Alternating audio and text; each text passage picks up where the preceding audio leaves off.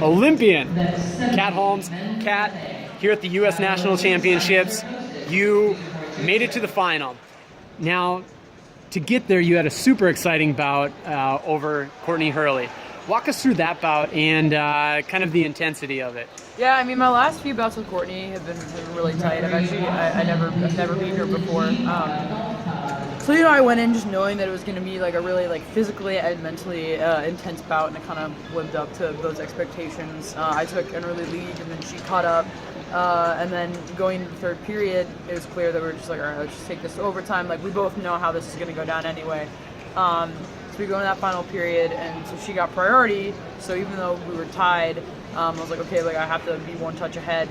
So, we're going through. She scored a touch, I scored a touch, she scored a touch. And God, so 2 seconds left. And I took a deep breath, completely, cleared my head and was like, it doesn't really matter if I don't hit because I have to try to hit anyway. So I just, I was like, I have 2 seconds, I have to just fling myself forward. So I was like, all right, on guard ready fence, off that line, and I kind of felt the 8 parry and just ugh! And I think on my 12th remise, I finally hit it with point. 0.7, I think. 0.7 left on the clock, which is Britta Heinemann showed in the Olympic Games is enough to score 3 touches. So on guard ready fence, I was back down that strip. So that it's always tough fencing your teammate, and then to fence your other teammate who's your teammate's sister. We were both very tired at that point. It's hard fencing on that concrete. But again, every time Kelly and I fence, it's always super, super close. So we went into it knowing that it was going to be a battle, and it was down to that last touch.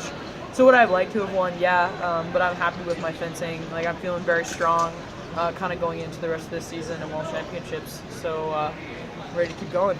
Yeah, and of course, securing your spot again in yet another senior team. But going back to what you mentioned about Courtney and kind of the track record there. First win, super exciting. Over these past few years, you've really been climbing in your own fencing, but also we see how that measures up against your fellow national team members in the rest of the world and how you're closing the gap in some of those other premier fencers. How do you feel in your fencing right now? Yeah, I mean, I feel right now I'm stronger than I've ever been. I've been lifting a lot this season, which is something that I've always done kind of piecemeal, but never super consistently. But we got a new weight training coach at Princeton, which has been awesome. So physically, I'm very strong. I feel like going to the Olympics, really, I learned, even though I fenced one bout in the individual and just a few bouts in the team, I feel like I really learned a lot, not just in terms of this action that X fencer does, but in terms of believing in myself and trusting myself.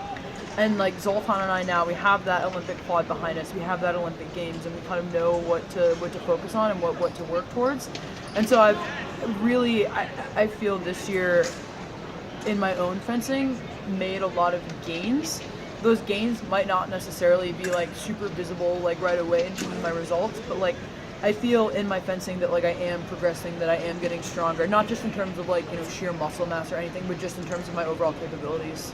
Definitely. And to that point about the mentality, you mentioned about the conviction to just go for it in those closing moments against Courtney. How did the history between the two of you influence your approach today? You won your first NAC earlier this year. You have that Olympic experience behind you, and you continue to improve in your consistency and your results. How today were you approaching the bout compared to before? Yeah, I mean, I just knew that I really had to turn up the heat.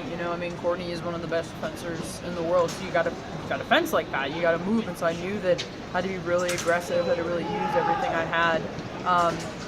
And so I was just you got to lay it all out there. And then also, so this is it'll seem like a non sequitur, but it relates back. So at Princeton, your senior year, you have to write a thesis. I'm in the neuroscience department. I do computational modeling and human decision making. So at the Olympic Games, I lost in overtime in both team and individual. But in individual, every touch I scored attacking, and every touch I scored defending. So 4-4 going into overtime. You'd think that I would have figured out that I should have attacked, but no, I defended. Why? Why did I do that? Why did I do that, and is there an optimal action in fencing? So my thesis, I set out to kind of find that. So I analyzed a lot of fencing bouts and kind of found that, again, I analyzed fencing bouts for NCAA championships, small sample specifically size. Women's épée? So I looked at men's men's and women's épée, and I look only at instances in which the score is tied. So when one fencer doesn't have more incentive than the other to attack or defend, because that just adds complicated, kind of more complications. And I found that 60% of the time attacking will score, whereas only 40% of the time defending will score. So I made a computer game based on those ratios that kind of modulated how risky attacking and defending was. And I had fencers and non-fencers do this task. And I also had them fill out some risk questionnaires to see, like, you know, are fencers and non-fencers more risk-seeking, risk-averse, etc. And it turns out across the different weapons, like épée fencers just do not attack as optimally as they should. They should attack more. Conversely, saber fencers attack way more than you should in épée. Again, I only looked at an épée-based paradigm. So, you know, my overtime, you know, win record used to be around like 65, 67% if you calculate it out. This year, it's been much higher. I mean, at IB championships and NCAA championships, I combined 11 overtime bouts and I only dropped 1. And it's kind of using this research that I have, you know, from my thesis from neuroscience to kind of, you know, add that, you know, to my fencing. So not only do I have this conviction in my own actions, but then I have the statistical evidence that's kind of backing everything up. All right, bringing science to the mix. Sounds like we're going to sounds like we're going to see a lot more attacking from Kat Holmes. All right, Kat. Well, big congrats today on your first U.S. Nationals final, right? Yes. Congratulations then. Anything else? Good for now. All right, thanks.